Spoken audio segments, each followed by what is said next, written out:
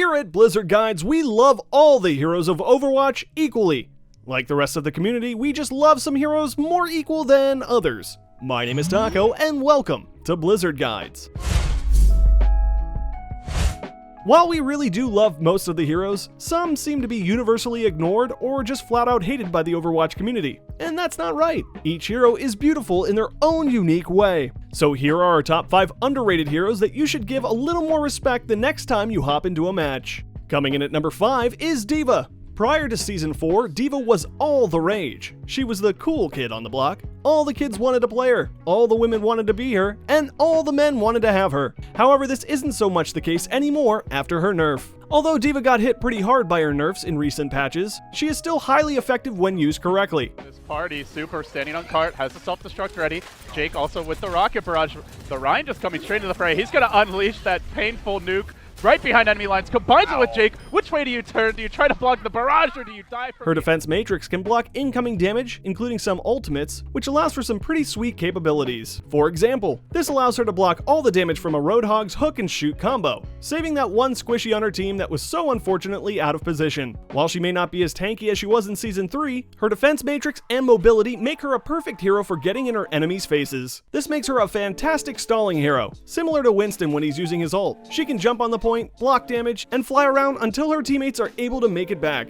Trolling her team at number 4 is Widowmaker. Now, before you all go down in the comment section and tell me to switch, hear me out. Widowmaker is not a bad hero. There are just a lot of people who are bad at playing her. Widowmaker is an extremely high-skilled ceiling hero, but also very difficult for beginners to pick up. This fact, combined with the strange phenomenon of low-skill players being attracted to her, leads to a very skewed perception of this hero as a whole. While there's nothing particularly special about her kit, her primary weapon, Widow's Kiss, is what makes playing her worthwhile. Widow's effectiveness relies heavily on her accuracy, which many players who choose her lack. While a mediocre Widow can certainly drag the team down to defeat, one with great accuracy very well can carry her entire team. Freezing into an ice cube while letting her teammates die, at number 3 is Mei. Mei is one of the most level-headed picks for this list, and we find it odd that she even needs to be on here, which is why she is. Mei has some of the strongest abilities in the game. Her ice wall can be used to block off chokes, and with the magic of communication, can be used to set up free eliminations on overextended enemies. Okay, this is going to be a long flank, actually. Very long. The payload is not over there. It's okay, they're going to try and take the high ground. Oh, yeah. They're going to boost on top of the high ground? What is this? What is this? I love you, Meta Athena. What is this? Meta Athena coming down. Lutakai has no idea they're coming from this angle.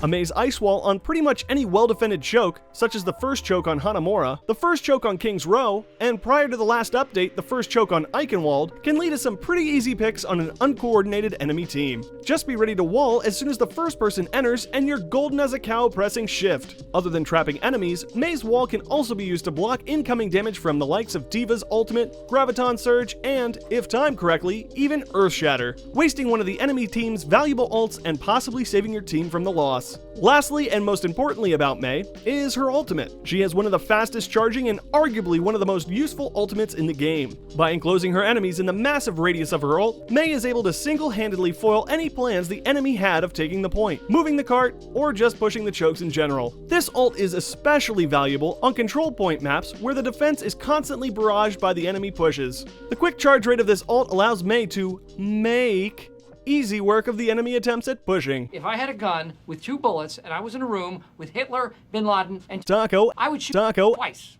Sneaking its way into number 2 is Sombra. While Sombra is typically seen as what we would refer to as a meme hero, let's be real here, Sombra is the best damn hero in the game.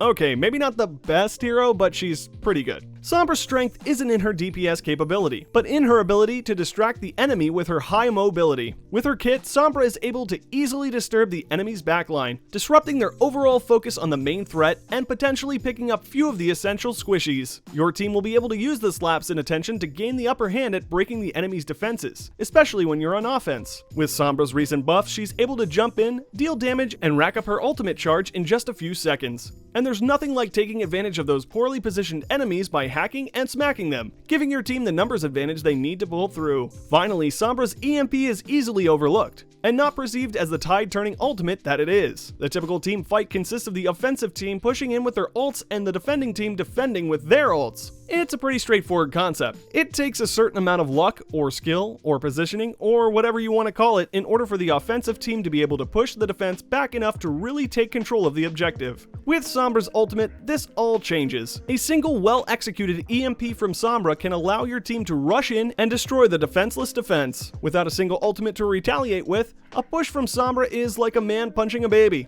It just isn't fair. Last but certainly not least is the wonderful dwarf Torbjorn. Most people view Torb as a caretaker, not a DPS. The stigma seems to be that Torb's primary function is to sit there hammering away on his turret while dropping armor, and this certainly is not how Torb should be played. There is more to Torb than just his turret and his luscious beard. Torb has an incredibly powerful weapon. His left click does the same amount of damage as McCree's weapon with no damage fall off, while his right click is a short range, high damage shotgun with the ability to one-shot enemies. Of course, that isn't to say that Torb should start frontlining, leading the team into battle, although that would be amazing. Torb has responsibilities. After all, he is a father of at least 8, but other than taking care of his family, Torb has an obligation to supply his team with armor, giving his friendly squishies just the edge they need to stay alive during those team fights. To top it all off, and I know I've said this a lot, but I mean it every time, Torb's Molten Core is among the strongest ultimates in the game, giving himself 300 armor and a rapid-fire turret. Remember earlier when I joked about Torb frontlining in a battle?